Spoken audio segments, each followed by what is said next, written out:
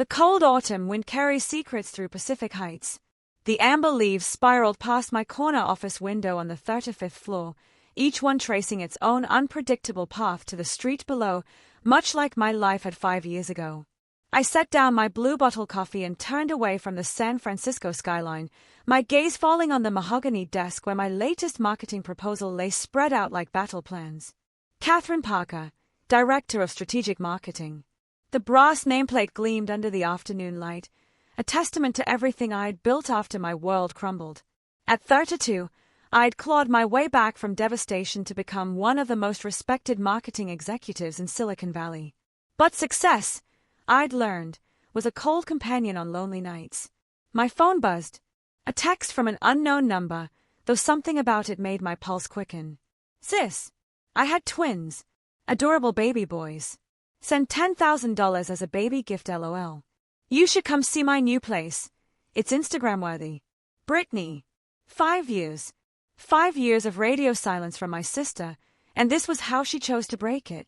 Not with an apology, not with an explanation, but with her hand out in that same entitled tone that had once charmed our parents into giving her everything she wanted.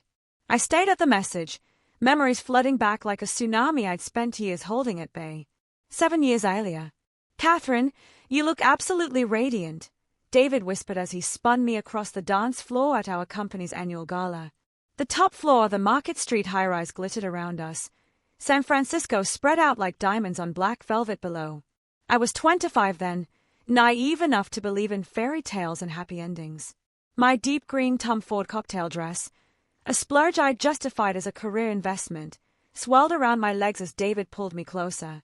His perfectly tailored Armani suit, complete with platinum cufflinks, made him look like he'd stepped off the pages of GQ. "Isn't this party rather dull?"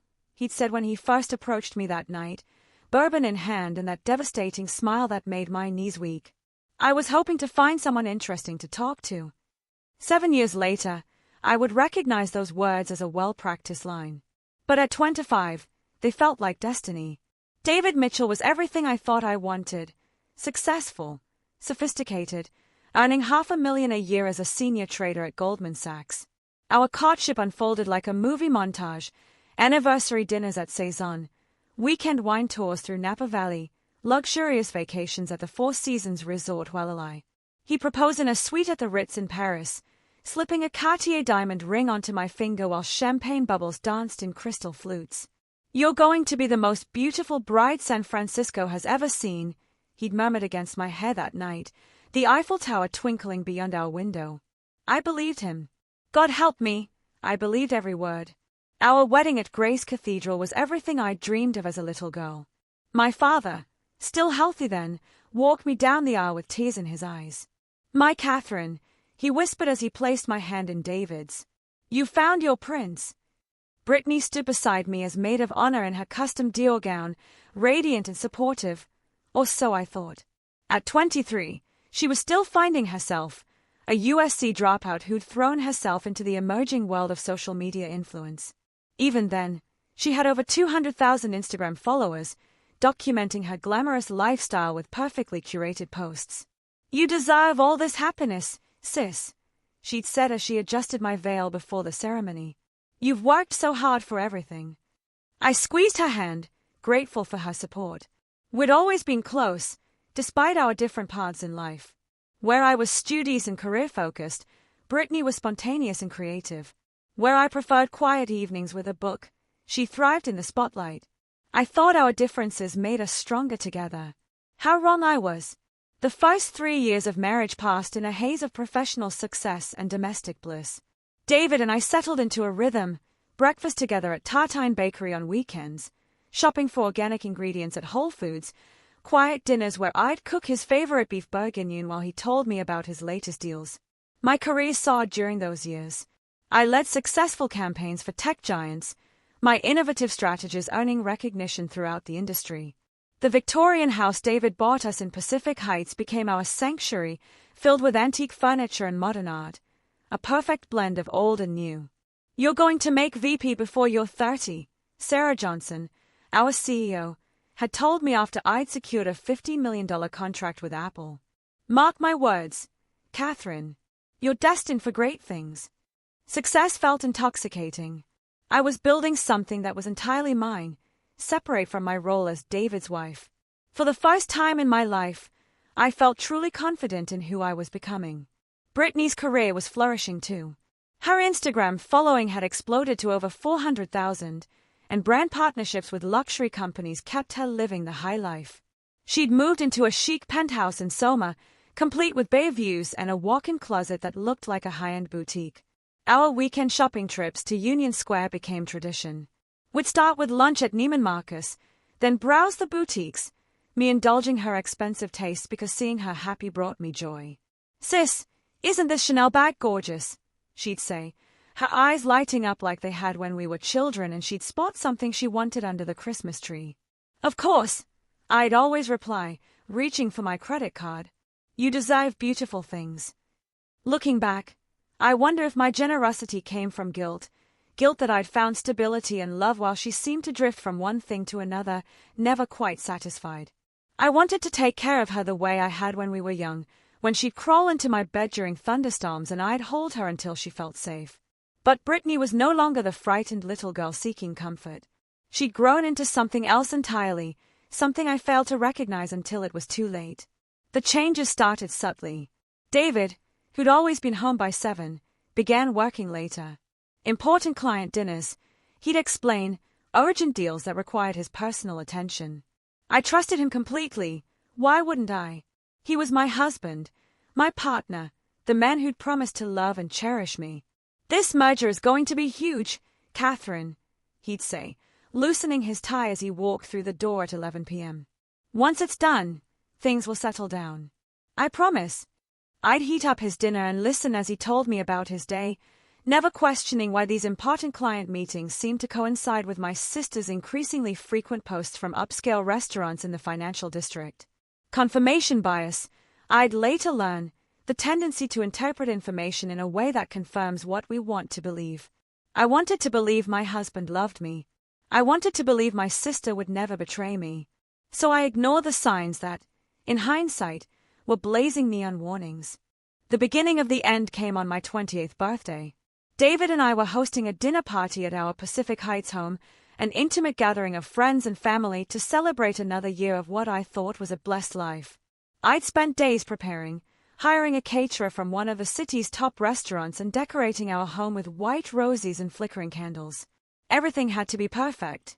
It was a point of pride for me, creating beautiful moments for the people I loved. Brittany arrived fashionably late in a stunning Valentino dress that hugged her curves in all the right places. At 26, she'd grown into her beauty, her Instagram success giving her the confidence to command attention wherever she went. "Happy birthday, sis," she'd said, embracing me in a cloud of Tom Ford perfume. "You look amazing." But as the evening progressed, I noticed things that made my stomach clench with unidentified anxiety. The way Brittany's eyes followed David across the room. The lingering glances he sent her way when he thought no one was looking. The way his hand brushed hers when he refilled her champagne glass, holding contact just a beat too long.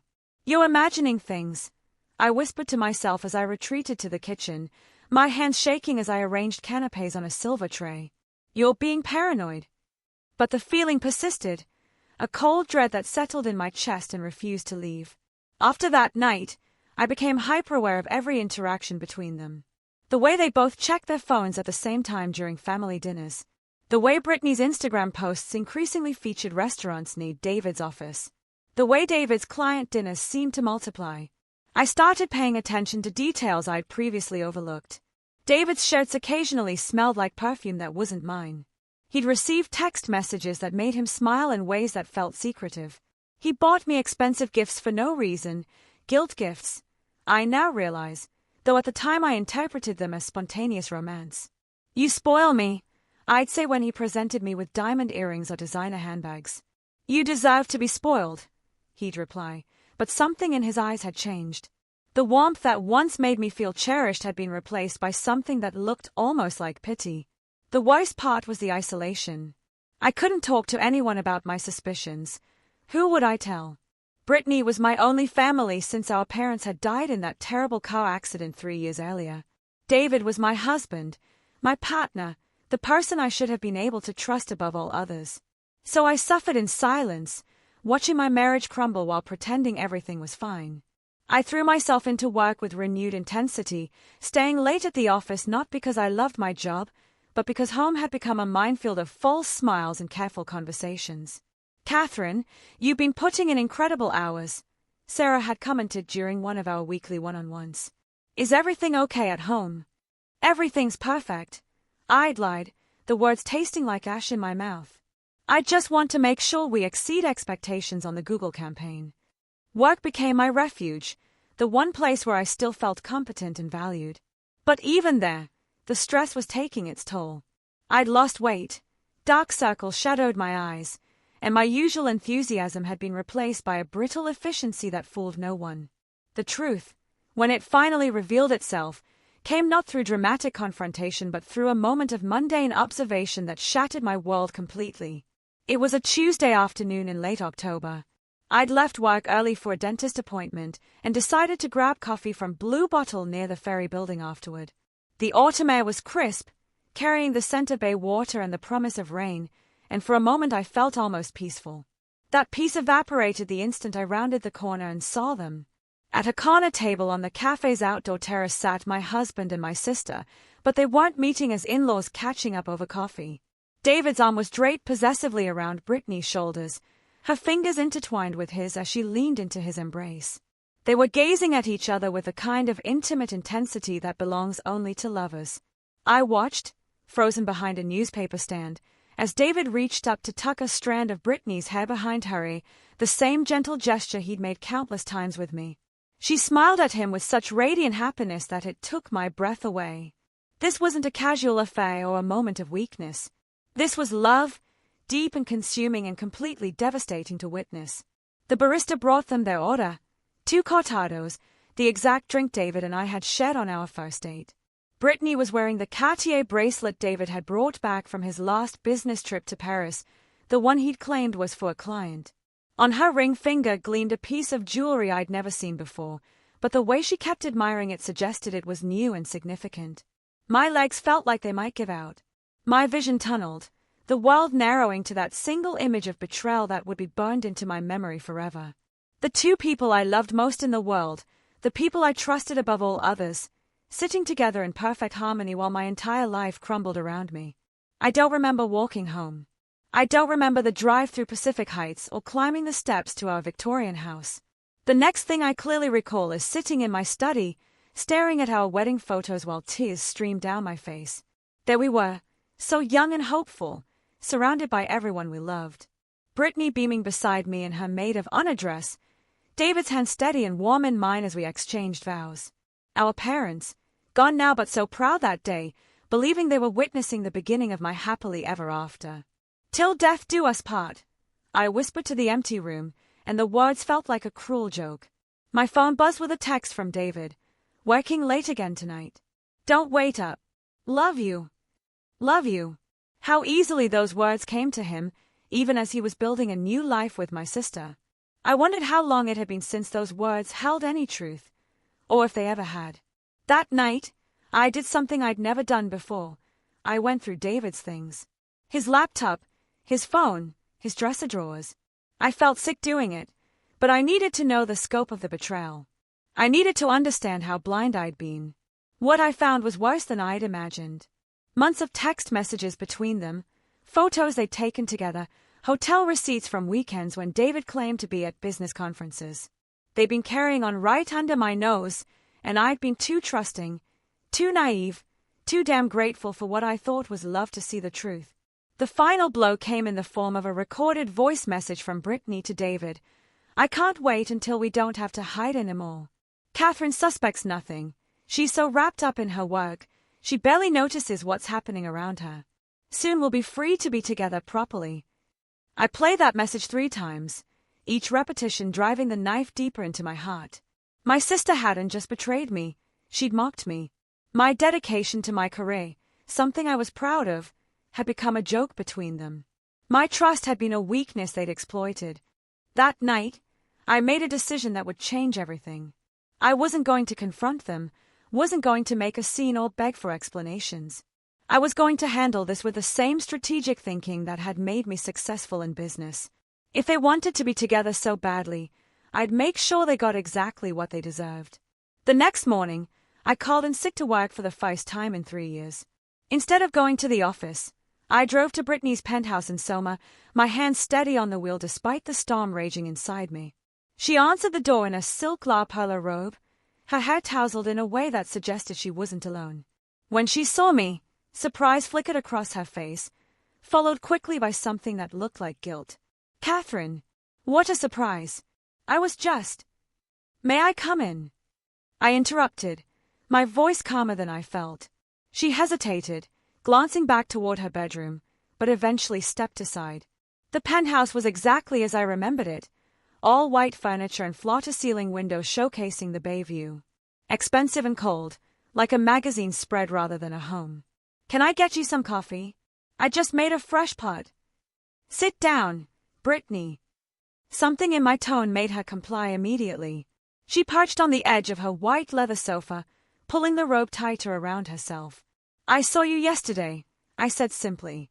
"At Blue Bottle. With David."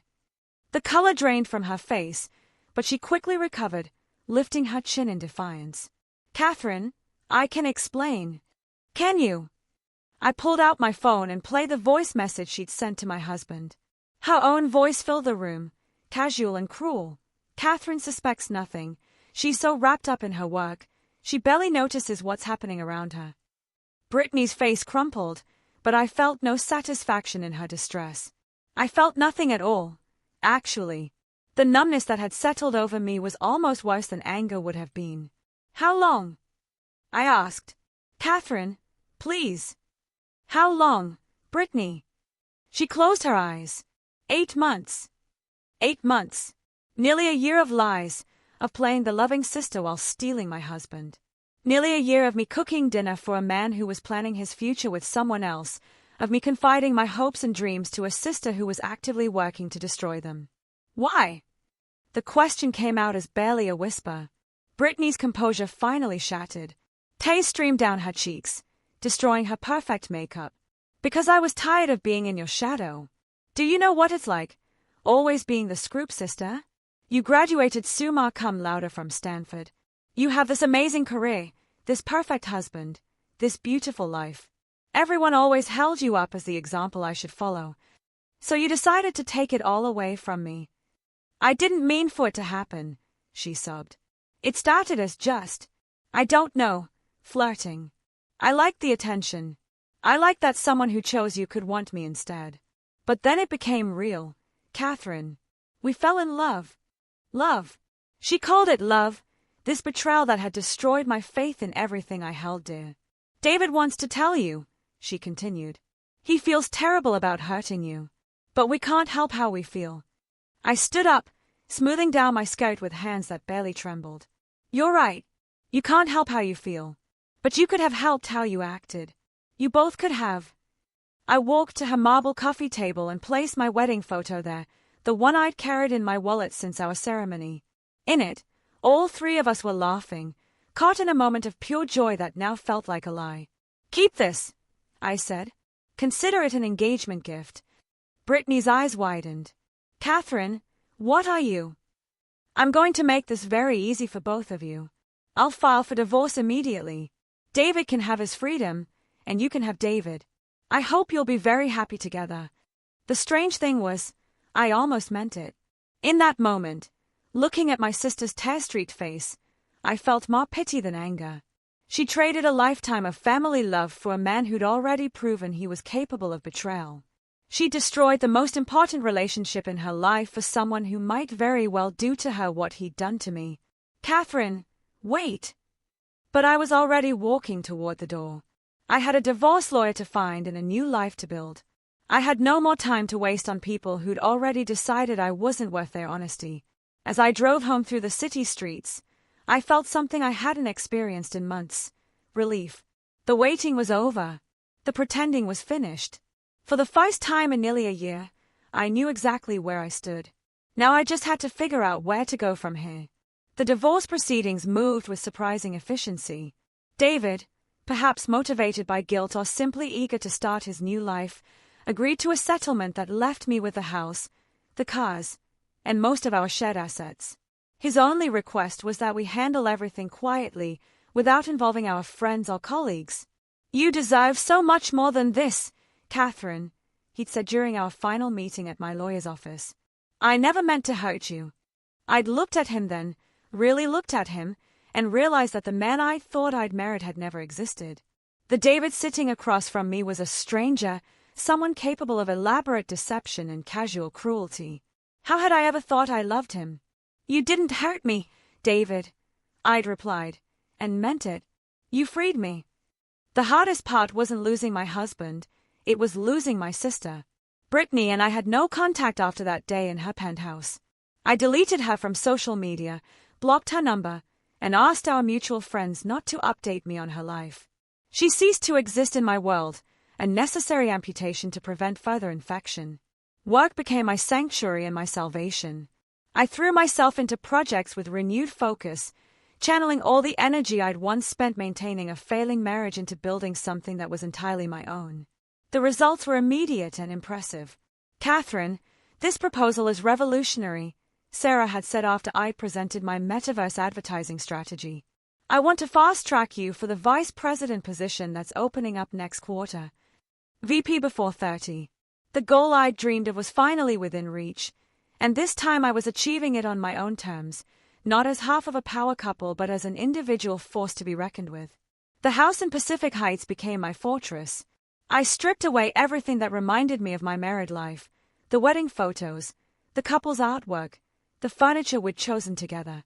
In their place, I curated a space that reflected who I was becoming, strong, independent, uncompromising. My social life simplified dramatically.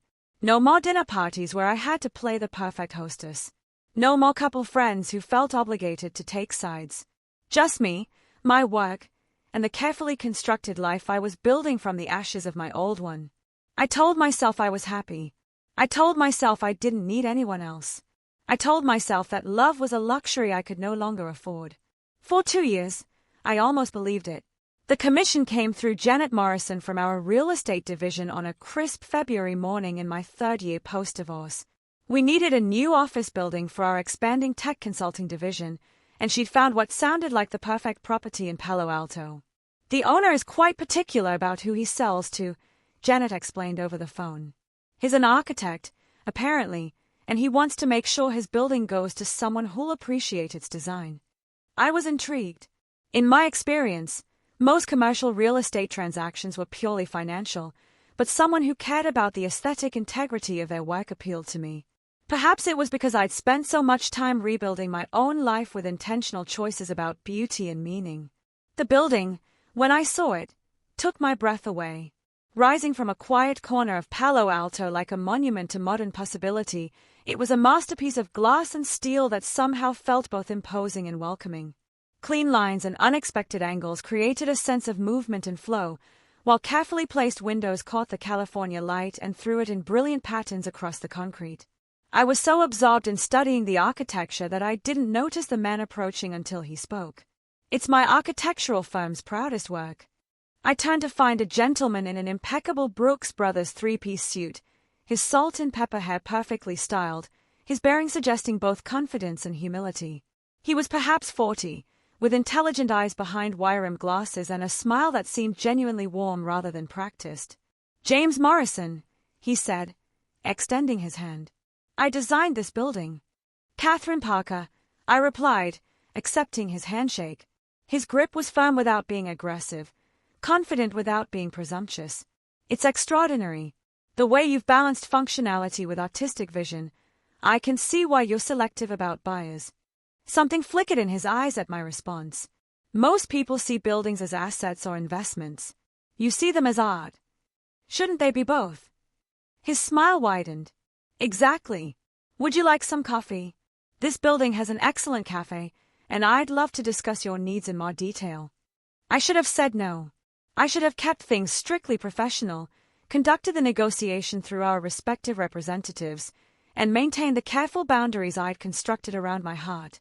But something about James Morrison intrigued me in a way I hadn't felt in years. "I'd like that," I heard myself saying. The cafe occupied the building's ground floor, all exposed brick and reclaimed wood, with industrial lighting that created intimate pools of warmth throughout the space. "James ordered for both of us. Cortados," he said, made with beans from a local roaster he'd discovered, and chose a table by the windows where we could watch the afternoon light play across the building's interior courtyard. "Tell me about your company," he said, settling into his chair with the easy grace of someone comfortable in his own skin. I found myself opening up in ways that surprised me. I talked about our growth trajectory, our innovative approach to marketing, the challenges of building a team culture in Silicon Valley's competitive environment. But more than that, I found myself talking about the vision behind the work, the idea that great marketing wasn't just about selling products but about creating connections between people and the things that could improve their lives. "You're an idealist," he observed, and I prepared to bristle at what I assumed would be criticism. "Is that a bad thing?" I asked, my professional mask sliding back into place. "On the contrary," he said, his eyes crinkling with genuine warmth. "The world needs more idealists, especially idealists who know how to execute their vision." Our conversation flowed from business to art to travel, each topic revealing new layers of compatibility. James had studied architecture at Harvard before launching his own firm, and his buildings had been featured in Architectural Digest and nominated for international design awards. But more than his professional success, I was drawn to his perspective on creativity and purpose. "Design isn't just about making beautiful things," he said as he sketched building concepts on his napkin, his hands moving with sure, economical strokes. "It's about improving people's lives, creating spaces where human potential can flourish." I found myself leaning forward, captivated not just by his words but by the passion behind them. When was the last time I'd met someone who talked about their work with such genuine enthusiasm? "I should probably get back to the office," I said reluctantly when I noticed the shadows growing long outside the cafe windows. "Of course." James signaled for the check, then hesitated. "Catherine, I hope you'll consider this building for your expansion. But more than that, I hope we'll have the chance to continue this conversation." Something in his tone made my pulse quicken, but I kept my response professional. "I'll need to discuss the terms with my team, but I'm very interested in the property." "That's not quite what I meant," he said gently, and I felt heat rise in my cheeks. For a moment, I was tempted. James Morrison was attractive, successful, intelligent, everything I might want in a partner if I was still in the market for one. But I'd learned the hard way that wanting someone and trusting them were entirely different things. "I don't mix business with personal matters," I said, the words coming out more sharply than I'd intended. If James was offended by my tone, he didn't show it. "I understand completely. But perhaps once our business is concluded, you might reconsider. I'd very much like to take you to dinner." I should have said no immediately. Instead, I found myself saying, "We'll see." It was the smallest possible opening, but James's smile suggested he was a man who knew how to be patient. The property negotiations stretched over 6 weeks, longer than they should have taken for a straightforward commercial transaction. Looking back, I suspect both James and I were subconsciously prolonging the process, finding reasons to schedule additional meetings and site visits. "We should discuss the parking situation," he'd say, though we'd already covered that topic twice. "I'm concerned about the vac capacity for our server room," I'd respond, though our technical team had already approved the building's infrastructure. Each meeting ended the same way, with James asking if I was free for dinner and me politely declining while privately admitting I was tempted. The problem was that I liked him. More than liked him, if I was being honest. James was everything David hadn't been. Thoughtful rather than charming, substantial rather than flashy, interested in my ideas rather than impressed by my success. He listened when I spoke, asked thoughtful questions, and seemed genuinely curious about my perspective on everything from urban planning to the future of remote work. But liking someone and trusting them were different things entirely, and trust was a luxury I could no longer afford. "You're being ridiculous," my friend Caroline had said over lunch at our usual spot in the financial district. "He's clearly interested, he's obviously successful, and from what you've told me, he's actually intelligent. When was the last time you could say that about a man?" I'm not looking for a relationship, I'd replied automatically. You've been saying that for 3 years. At some point, Catherine, you have to decide whether you're healing or just hiding. Her words stung because they contained more truth than I wanted to acknowledge. I had been hiding, constructing a life so carefully controlled that there was no room for the messiness of human connection. It felt safer that way, but it also felt increasingly hollow. The breakthrough came during our final contract meeting. We were sitting in James's office, a stunning space on the top floor of one of his buildings, with floor-to-ceiling windows overlooking the South Bay. The contracts were signed, the terms agreed upon, and there was no more business reason for us to see each other. So that's it, James said, closing the folder that contained our agreement. You'll take possession next month, and I'll be available if you need any modifications or have questions about the building systems. Thank you, I said, gathering my papers with unnecessary precision. This has been very professional. Very professional, he agreed, but something in his tone made me look up. He was studying me with an expression I couldn't quite read, as if he were trying to solve a puzzle that had been troubling him for weeks. Catherine, he said finally, can I ask you something? I nodded, though every instinct told me to make my excuses and leave. Are you afraid of me specifically, or just afraid in general? The question was so direct, so unexpected, that it cut through all my carefully constructed defenses. For a moment, I couldn't speak. I'm not afraid, I said finally, but the words sounded weak even to me. Then what is it? Because I feel like we have a connection, a real one. And I think you feel it too. But every time I try to take it beyond business, you shut down completely. I stood abruptly, my professional composure finally cracking. Because connections can be broken, James. People can lie and cheat and decide that promises don't matter. I learned that lesson the hard way, and I'm not interested in learning it again. The words hung in the air between us, more honest than I'd intended to be. James was quiet for a long moment, processing what I'd revealed. Someone hurt you, he said finally. It wasn't a question. Someone destroyed me, I corrected. Someone I trusted completely. 2 someones, actually, and I won't put myself in that position again. James nodded slowly, as if my response made perfect sense to him. Then he did something I didn't expect.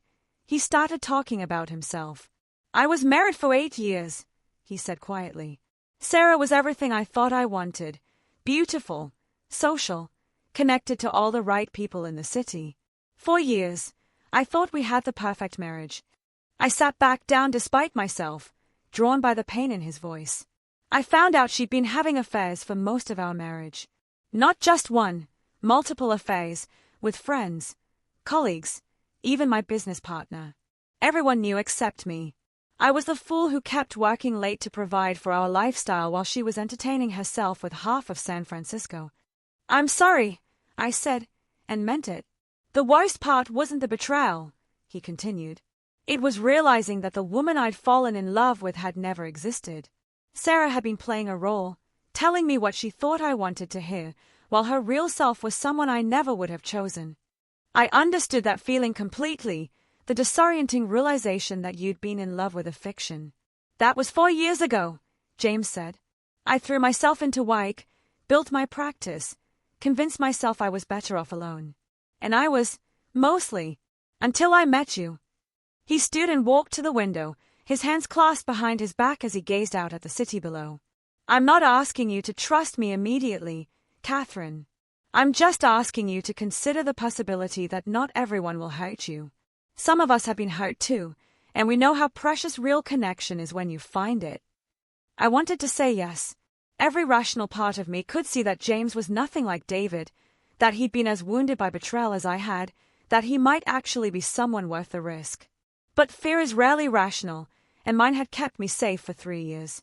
I need time, I said finally. Take all the time you need, he replied. I'm not going anywhere. As I drove home through the city streets, James's words echoed in my mind. For the first time since my divorce, I found myself wondering if the walls I'd built around my heart were protecting me or imprisoning me. James kept his word about patience, but he didn't disappear from my life entirely. Instead, he began what I could only describe as the most subtle, respectful courtship I'd ever experienced. It started with professional courtesy. A text to make sure I was satisfied with the building's performance. An email with information about tax incentives for green building improvements. A phone call to let me know about a water main repair that might affect our street parking for a day. Each contact was brief, necessary, and completely appropriate. But somehow, our conversations always extended beyond the immediate business at hand. "How's your team settling into the new space?" he'd ask, and I'd find myself telling him about our office culture, our latest client challenges, the way natural light seemed to boost everyone's creativity. "I'm glad the design is working as intended," he'd say, and I could hear the genuine satisfaction in his voice. A building should enhance the work being done inside it, not just contain it. After a month of these professional check-ins, James escalated slightly. He began sending me articles he thought I'd find interesting, pieces about innovative marketing campaigns, profiles of women breaking barriers in tech, architectural reviews of buildings that blended form and function in unexpected ways. "Thought you might appreciate this," would be his only comment, with a link to a Harvard Business Review article about leadership in creative industries, or a New York Times piece about sustainable urban development. I told myself I was simply being polite when I responded with my thoughts on each article. But the truth was, I looked forward to these intellectual exchanges more than I wanted to admit. James had a way of seeing connections between seemingly disparate ideas, of finding the human story within business trends, that challenged me to think differently about my own work. The first time he invited me to something that could be construed as personal rather than professional, he did it so smoothly that I'd agreed before I realized what was happening. "There's an exhibition opening at SMOMA next week," he'd mentioned during one of our phone conversations about building maintenance schedules. "Contemporary architects interpreting classical design principles. I thought you might find it relevant to some of the branding challenges you mentioned with your heritage clients." "That does sound interesting," I'd replied, genuinely intrigued. "I was planning to attend the opening reception. Would you like to join me?" "Purely professional development, of course." Purely professional. The phrase gave me the cover I needed to say yes without admitting that I wanted to spend an evening in James's company. The exhibition was extraordinary, a thoughtful exploration of how modern designers could honor traditional forms while creating something entirely new. But what struck me most was watching James experience the art. He moved through the galleries with quiet intensity, studying each piece with the focused attention of someone who understood the creative process from the inside. "This piece," he said, stopping in front of a model that showed a courthouse design inspired by Greek temples but executed in glass and steel, "is what I was trying to explain about my approach to architecture. You honor the past without being imprisoned by it. Is that your philosophy for everything?" I asked, the question coming out more personal than I'd intended. James turned to look at me, his expression thoughtful. "I think so, yes. We can learn from what came before without letting it dictate what comes next." I felt something shift inside me at those words, as if a door I'd kept locked was beginning to crack open. As we left the museum, James suggested dinner at a small Italian place nearby. "Nothing fancy," he said quickly, reading my hesitation. "Just good food and good conversation." I should have said no. I should have maintained the professional boundaries I'd worked so hard to establish. Instead, I found myself nodding. The restaurant was exactly as he'd described, unpretentious, warm, with a kind of authentic charm that came from being family-owned for 3 generations. We sat at a corner table, sharing our buco and discussing everything from the exhibition to city planning to the books we'd loved as children. "I have a confession," James said as we lingered over espresso and tiramisu. "The building maintenance call this week? There was no actual maintenance issue. I just wanted to hear your voice." I felt heat rise in my cheeks, but I wasn't angry. If anything, I was touched by his honesty. "That's very unprofessional behavior, Mr. Morrison." "Completely inexcusable," he agreed, his eyes twinkling with mischief. "I hope you won't report me to the Better Business Bureau." Despite myself, I laughed, really laughed, for the first time in months. "I'll consider keeping your secret. This time." As he walked me to my car, I found myself reluctant for the evening to end. We stood beside my Tesla in comfortable silence, the city lights creating a soft glow around us. Catherine, James said finally, I know you're not ready for anything serious. But would you consider being friends? Real friends, who occasionally have dinner and go to exhibitions and argue about whether Gehry or Hadid was more influential in contemporary design. Friends. It was such a simple word, but it felt like a lifeline. I could be friends with James Morrison. Friends was safe, manageable, something I could control. I'd like that, I said, and meant it. What I didn't realize then was that friendship with James would prove far more dangerous to my carefully constructed defenses than romance ever could have been. Over the following months, James and I settled into a pattern that felt both natural and revolutionary. We had dinner every week or two, always at his suggestion but increasingly at my eager acceptance. We attended art exhibitions, architectural tours, and lectures on urban planning. We debated everything from the merits of sustainable design to the future of work in a post-pandemic world. Most surprisingly, we talked about our past wounds with increasing openness. James told me about the slow erosion of trust in his marriage, the way Sarah's lies had accumulated like compound interest until the debt of deception became impossible to repay. I shared my own story, the signs I'd ignored, the betrayal that had come from the person I'd trusted most, the way it had changed my fundamental understanding of human nature. The hardest part, I admitted one evening as we walked along the Embarcadero after dinner, wasn't losing David. It was losing my sister. He was my husband, but she was supposed to be my family forever.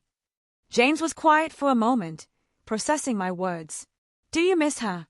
It was a question I'd avoided asking myself for 4 years. I miss who I thought she was, I said finally. I miss having a sister. But the woman who took my husband? I never really knew her at all. That's the cruelest part of betrayal, James said. It doesn't just destroy the relationship, it makes you question whether the relationship ever existed in the first place. His understanding was balm to wounds I'd thought had healed.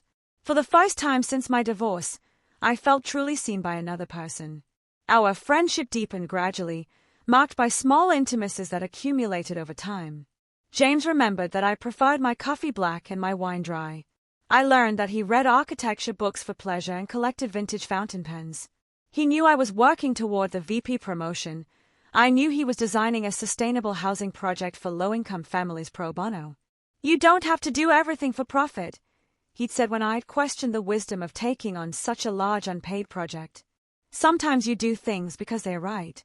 It was such a simple statement, but it revealed something essential about his character. James Morrison was a man who believed in using his talents to make the world better, not just to make himself richer. 6 months into our friendship, James invited me to his home for the first time. I'd expected something impressive.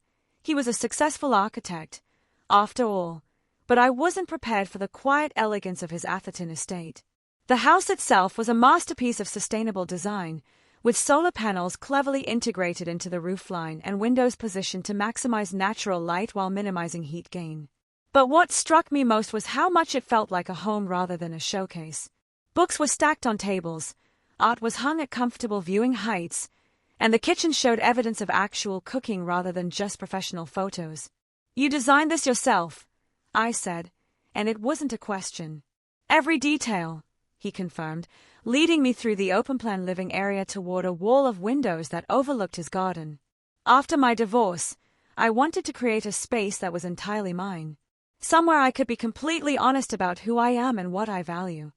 The garden beyond the windows was a riot of California natives, lavender and rosemary, olive trees and succulents, all arranged in patterns that looked natural but revealed themselves to be carefully designed upon closer inspection.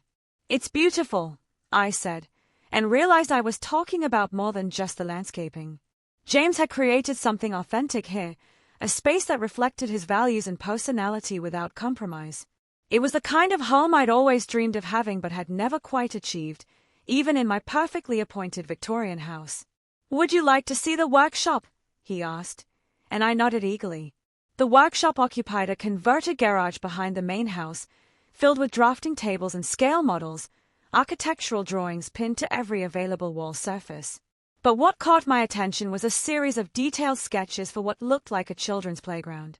My niece's school asked me to design new playground equipment, James explained, noticing my interest. It's been more challenging than some of my commercial projects. Children have very specific requirements for fun. I studied the drawings, impressed by the thoughtfulness evident in every detail. The equipment was designed to be inclusive, accessible to children with different physical abilities. Safety was clearly paramount, but so was imagination. There were reading nooks and climbing challenges, spaces for quiet play and areas for group activities. "You don't have children of your own," I said, then immediately regretted the personal nature of the question. "Sarah didn't want them," James replied simply. "She thought they would interfere with her social life." By the time I realized how much I wanted to be a father, it was too late to have them with her, and I couldn't imagine doing it with anyone else. There was sadness in his voice, but not bitterness.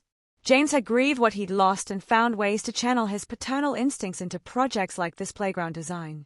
"Do you want children?" he asked, and I felt my chest tighten with old grief. "I used to think I did," I said carefully. "David and I talked about it, but he always said we should wait until his career was more established, until we had more money saved, until the timing was perfect. I think he knew he didn't want them with me."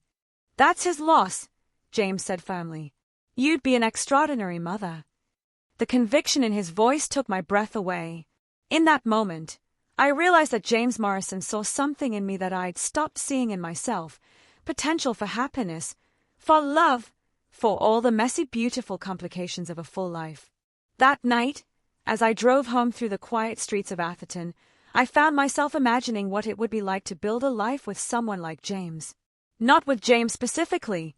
I wasn't ready for that level of honesty, but with someone who valued authenticity over image, who believed in using success to save others, who could see my potential even when I'd forgotten it myself. For the first time in 4 years, the future felt like something to anticipate rather than simply endure. The promotion to vice president came through on a Thursday in early December, accompanied by Sarah's warm congratulations and a salary increase that finally put me in the top tier of marketing executives in the city. I celebrated quietly that evening with champagne and takeout from my favorite Thai restaurant, feeling a deep satisfaction that had nothing to do with external validation and everything to do with the knowledge that I'd rebuilt my professional life entirely on my own terms. I was still savoring that victory when my phone buzzed with the message that would upend everything. The number was unfamiliar, but something about the tone made my pulse quicken even before I'd fully processed the words. "Sis, I had twins. Adorable baby boys. Send $10,000 as a baby gift LOL. You should come see my new place. It's Instagram worthy. Address attached. Can't wait to catch up. Brittany." 5 years. 5 years of carefully constructed silence, and this was how my sister chose to break it. Not with an apology or an explanation, but with her hand out and that same entitled tone that had once charmed everyone around her into giving her whatever she wanted. I stared at the message for a long time, feeling a complex mixture of emotions I couldn't quite untangle. Anger, certainly, but also something that might have been curiosity. What had happened to the golden couple? Where was David in this announcement of twins and demands for money? Before I could second-guess myself, I was typing a reply. "Congratulations. Of course I'll bring a gift. How about tomorrow afternoon? I'll come with my husband." The words were out before I'd fully considered their implications. Husband. James and I weren't married, weren't even officially dating, for that matter. We were friends, close friends who'd been growing closer over the past year, but friends nonetheless. So why had I written those words? Because some instinct told me that seeing James, successful, dignified, genuinely caring James, would be the perfect response to whatever game Brittany was trying to play. If she wanted to show off her new life, her perfect babies, her Instagram-worthy home, then I would show her exactly what kind of life I'd built from the ashes of the one she destroyed. My phone rang before I could lose my nerve. "Catherine, it's James. I hope I'm not calling too late." His voice was warm and familiar, and I felt some of the tension leave my shoulders. "Not at all. I was just processing some unexpected news." "Good news or bad news?" "I'm not entirely sure yet." I took a deep breath. "James, I need to ask you something, and I need you to know that it's okay to say no." "Ask away." "My sister just contacted me for the first time in 5 years. She's had twins, and she's invited me to see her new home. She doesn't know anything about my life since the divorce, and I may have given her the impression that I'm married. James was quiet for a moment. I see. And you'd like me to play the role of the husband? I know it's a lot to ask. And I know it's probably not fair to involve you in my family drama. But James, she destroyed my marriage and then disappeared from my life. If she thinks she can just waltz back in and pick up where we left off, she's wrong. When do we need to make this appearance? The casualness of his response caught me off guard. You'll do it. Catherine, after everything you've told me about your sister, I'm curious to meet her myself. Besides, what are friends for if not occasionally pretending to be your husband to make a point? I felt a rush of affection for this man who could make such a generous gesture seem matter-of-fact. Tomorrow afternoon. And James, thank you. Don't thank me yet, he said, and I could hear the smile in his voice. You haven't seen my acting skills. After we hung up, I sat in my kitchen for a long time, staring at Brittany's message and trying to understand what I was hoping to accomplish. Revenge. Closure. Simple curiosity about how the golden couple's story had unfolded. Maybe all of the above. Maybe none of it mattered as long as I could face my sister as the woman I'd become rather than the broken victim she'd left behind. The next morning, I woke with a clarity of purpose I hadn't felt in years. I chose my outfit carefully, a tailored Armani suit in navy blue, Louboutin heels, jewelry that whispered rather than screamed wealth. I wanted to look successful but not trying too hard, confident but not defensive. James arrived at my house at precisely 2 o'clock, dressed in a perfectly cut charcoal suit that emphasized his tall frame and distinguished bearing. He looked like exactly what he was, a successful, attractive man who commanded respect wherever he went. You look beautiful, he said as I opened the door, and something in his tone made me believe he meant it in a way that went beyond our performance. You clean up pretty well yourself, I replied, adjusting his tie in a gesture that felt surprisingly natural. We drove to Brittany's address in James's Mercedes, my hand steady on my purse handles despite the butterflies in my stomach. The address led us to Atherton's most exclusive neighborhood, where every house seemed to compete for the title of most ostentatious display of wealth. Brittany's house was impressive even by those standards, a massive Mediterranean-style mansion with a circular driveway, manicured gardens, and enough square footage to house a small village. In the driveway sat a collection of luxury cars that probably cost more than most people's homes. Your sister has done well for herself, James observed mildly. Or David has, I replied, though something about the scene felt off in ways I couldn't quite identify. We rang the doorbell and waited, my heart hammering against my ribs. After what felt like an eternity, the door opened to reveal my sister. Brittany looked exactly as I'd expected and nothing like I'd remembered. She was still beautiful, perhaps more beautiful than ever, with a kind of polished perfection that came from unlimited resources and professional maintenance. Her post-pregnancy figure was flawless, her makeup camera-ready, her outfit perfectly chosen to suggest casual elegance. But something in her eyes was different. Harder, maybe, or simply more desperate. The confident spark that had always been her trademark seemed dimmed, replaced by something that looked almost like fear. "Sis," she said, her voice bright with forced enthusiasm. "You look amazing. And this must be." Her words died as she really looked at James for the first time. The color drained from her face so completely that I thought she might faint. Her perfectly manicured hand gripped the door frame as if she needed it for support. "Hello, Brittany," James said calmly. "It's been a while." I looked between them, my mind racing to process what I was seeing. They knew each other. Somehow, impossibly, James Morrison and my sister had met before. "I think," James continued in that same measured tone, "we have quite a lot to talk about." "May we come in?" James asked when Brittany continued to stand frozen in the doorway. She stepped aside wordlessly, leading us through a foyer that belonged in a luxury hotel rather than a home. Everything was expensive, perfectly arranged, and somehow soulless, the kind of interior design that looked impressive in magazines but felt cold in person. We settled in a living room dominated by white furniture and abstract art, the kind of space designed to photograph well for social media rather than to actually live in. Brittany perched on the edge of a sofa, her earlier confidence completely evaporated. "How do you two know each other?" I asked, my voice steadier than I felt. James and Brittany exchanged a look that contained years of history I didn't understand.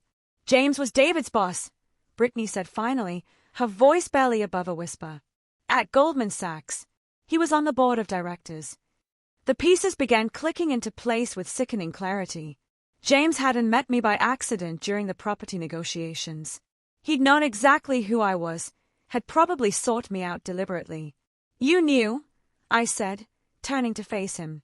When we met, when you sold me that building, when you asked me out to dinner, you knew who I was all along. Yes, James said simply. I knew. I felt the walls I'd so carefully rebuilt around my heart crumble into dust. So this has all been what? Some elaborate game? Research for a business decision? Catherine, please let me explain. Explain what? That everything between us has been a lie. That you've been pretending to care about me as part of some corporate strategy. I stood abruptly, my legs unsteady beneath me. The betrayal was so complete, so devastating, that I couldn't process it. Not again. I couldn't survive this again. It wasn't like that, Brittany said suddenly, her voice stronger than it had been since we'd arrived. Catherine, sit down. Please. You need to hear the whole story. Something in her tone made me pause.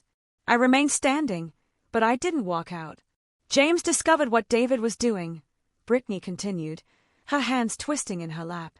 Not just with me, but with other women. Clients, colleagues, anyone who caught his interest. David was using his position at the company to manipulate women, making promises about investments and partnerships that he had no authority to make. I looked at James, who nodded grimly. David was facing termination and possible criminal charges for securities fraud when your divorce became public. The board decided it would be easier to transfer him to London than to deal with the scandal of a public firing. So you shipped him off to England, I said. Problem solved. Not quite, Brittany said, and for the first time since we'd arrived, she looked directly at me. David blamed me for ruining his career. He said if I hadn't pushed for the divorce, he could have kept his job and none of this would have happened. I sat back down, beginning to understand that the story was more complicated than I'd imagined. The transfer to London was supposed to be temporary, James continued. A chance for David to rebuild his reputation and eventually return to the New York office. But he never adjusted to the move. He started drinking heavily, missing meetings, making increasingly poor decisions. He was fired 6 months ago, Brittany said, her voice breaking slightly. Full cause. No severance. No references. No prospects. He's been living off my social media income, but that's been declining too. Turns out people can sense desperation through Instagram. I looked around the opulent living room with new understanding. This house, the cars, it's all leveraged, isn't it? Brittany nodded miserably. Everything. We're months behind on the mortgage. The cars are leased. Even the furniture is rented. David keeps saying he's going to find another job, but who's going to hire someone who was fired from Goldman Sachs for cause? Where is he now? I asked. London. He says he's working on some opportunities there, but I think he's just afraid to come home and face reality. The twins were born 3 weeks ago, and he hasn't even seen them. The twins.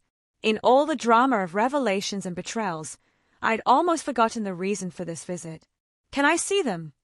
I asked, surprising myself with the question. Brittany's face brightened for the first time since we'd arrived. They're sleeping right now, but yes, I'd love for you to meet them. She led us upstairs to a nursery that was the only room in the house that felt warm and lived in. 2 bassinets held identical babies, their tiny faces peaceful in sleep. Despite everything, I felt my heart clench at their innocence. They're beautiful, I said, and meant it. They are, Brittany agreed, her voice soft with genuine maternal love. They're the only good thing to come out of this whole mess. We stood there in silence for a moment, 3 adults contemplating the sleeping children who would never know the father who had abandoned them before they were born. Brittany, I said finally, why did you contact me? After 5 years of silence. Why now? She was quiet for so long I thought she wouldn't answer. When she finally spoke, her voice was thick with unshed tears. Because I was desperate. Because I've lost everything. My marriage, my career, my self-respect. Because these babies deserve better than a mother who's drowning in debt and regret. And because you're the only family I have left. The admission hung in the air between us, raw and honest in a way that reminded me of the sister I'd loved before everything went wrong. I know I don't deserve your forgiveness, she continued. I know I destroyed something precious, and I can never undo that. But Catherine, I need help. Not money. I need to figure out how to rebuild my life, and I don't know how to do it alone. I looked at this woman who had been my sister, my betrayer, my stranger, and now, perhaps, my family again. The path forward wasn't clear, but for the first time in years, it seemed possible. We'll figure it out, I said finally. But first, I need to understand something. I turned to James, who had been standing quietly throughout our reunion, witnessing this family drama with the patience of someone who understood that some conversations couldn't be rushed. Tell me the truth, I said. All of it. Why did you really seek me out? What did you want from me? James met my gaze steadily, his expression serious but not defensive. I wanted to know what kind of woman could inspire such destructive jealousy. David talked about you constantly, how perfect you were, how you deserved better than him, how guilty he felt about what he was doing. I was curious about someone who could evoke that kind of response. And I discovered that David was right about one thing: you did deserve better than him. Much better. But Catherine, everything that happened between us after that first meeting was real. My feelings for you, my admiration for your strength, my hope that we might build something together, none of that was calculated or false. I searched his face for signs of deception and found none. James Morrison was many things, but he wasn't a liar. If he said our relationship was real, then I believed him. So what happens now? I asked, the question directed at both of them. Now, James said, taking my hand in his, we figure out how to move forward. All of us. For the first time in 5 years, the future felt not just possible, but hopeful. The garden party is in full swing when I spot Brittany across the lawn, chasing 2 toddlers who are determined to explore every corner of James's meticulously landscaped backyard. She's laughing, her hair escaping from its ponytail, her sundress grass-stained from an afternoon of active mothering. She looks nothing like the Instagram influencer she used to be, and everything like the sister I remember from our childhood. They're getting so big, James says, coming up behind me and wrapping his arms around my waist. The wedding ring on his finger catches the afternoon sunlight, still new enough to feel miraculous. They are, I agree, leaning back against his chest. And Brittany looks happy. It's been a long road to this moment. After that confrontational reunion 2 years ago, we'd all had to learn how to rebuild relationships that had been shattered by betrayal and misunderstanding. Brittany had moved back to San Francisco, finding a modest apartment in the Sunset and enrolling in a nursing program at UCSF. She'd wanted to do something meaningful with her life, she'd said, something that helped people rather than just generating likes and follows.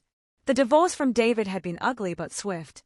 He'd contested nothing, signed every paper put in front of him, and disappeared back to London where he was apparently working as a bartender in a pub near Heathrow. We'd heard through mutual acquaintances that he'd been sober for 6 months, but none of us had any desire to verify that information firsthand. Aunt Catherine, one of the twins, Michael, I think, though I still have trouble telling them apart, comes running over with a dandelion clutched in his fist. For you. Thank you, sweetheart, I say, accepting the wilted flower as if it were a dozen roses. It's beautiful.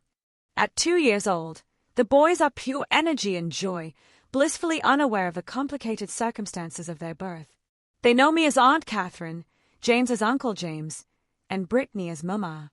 It's a small, unconventional family, but it works for us. Catherine, could you help me with the cake? Brittany calls from the patio, where she's been setting up for the birthday celebration.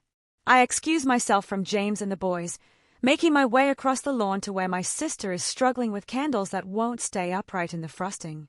Hey, I say, taking over the delicate operation. The trick is to warm them slightly first. We work in comfortable silence, the kind of easy companionship we'd shared as children. It hadn't come back immediately. Trust, once broken, requires time and consistent effort to rebuild. But slowly, Carefully, we'd found our way back to each other.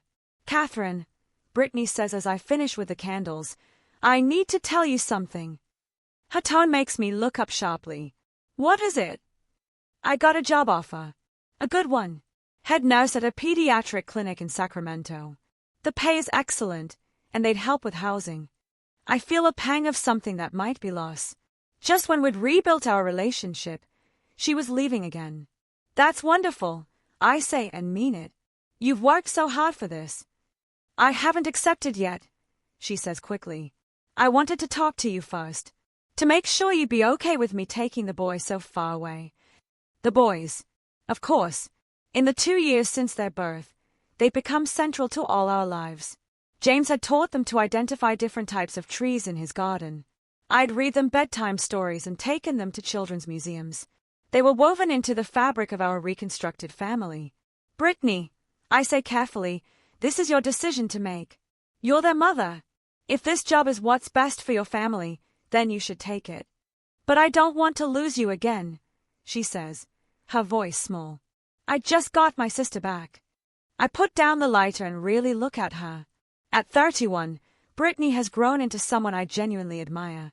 She's worked tirelessly to rebuild her life, to become someone her sons can be proud of. She deserves this opportunity. You're not losing me, I say firmly. Sacramento is 2 hours away, not 2 continents. We'll visit constantly. The boys will probably get sick of seeing us. Relief floods her face. Really? You're okay with it? I'm proud of you, I say, and realize I mean it completely. You've become an amazing mother and an impressive woman. Mom and Dad would be so proud of both of us. For a moment, we both think about our parents, gone now for 7 years but still present in moments like these. They'd love both their daughters unconditionally, and I think they'd be happy to see us here together, having found our way back to each other despite everything. Group hug! Michael shouts, running over and wrapping his small arms around both our legs. His brother follows seconds later, and soon we're all laughing and trying to maintain our balance under the enthusiastic embrace of 2 toddlers. What's all this about? James asks, approaching with a smile. Aunt Brittany got a new job. Michael announces importantly. That's wonderful news, James says, and I can see in his eyes that he understands what this means for all of us. We'll have to plan some visits to Sacramento. As the afternoon winds down and guests begin to leave, I find myself reflecting on the strange journey that brought us all to this point. 5 years ago, I thought my life was over. My husband had betrayed me, my sister had abandoned me, and I believed I'd never be able to trust anyone again. Now I'm married to a man who sees the best in me every day and challenges me to be better than I thought I could be. I have a relationship with my sister that's deeper and more honest than it ever was before. I have 2 nephews who think I hung the moon. I have a career I love and a future that feels full of possibility. No regrets. James asks as we wave goodbye to the last of the guests. I consider the question seriously. Do I regret the pain of those years? The betrayal that nearly destroyed me? The long, difficult process of learning to trust again? No, I say finally. No regrets. Everything that happened led us here, to this life, to each other. I wouldn't change any of it. James smiles and pulls me close. Even the part where your sister stole your first husband. Especially that part, I say, kissing him softly. After all, if she hadn't stolen David, I never would have found you. As we stand there in our garden, surrounded by the remnants of a perfect day, I think about the text message that started it all. My sister's entitled demand for money, her casual assumption that she could waltz back into my life after years of silence. She never could have imagined, when she sent that message, that it would lead to all of this, to healing, to forgiveness, to a love story neither of us saw coming. She thought she was asking for a handout from the sister she'd betrayed. Instead, she gave us all a second chance at the family we'd thought we'd lost forever. And that, I think, is the most perfect revenge of all.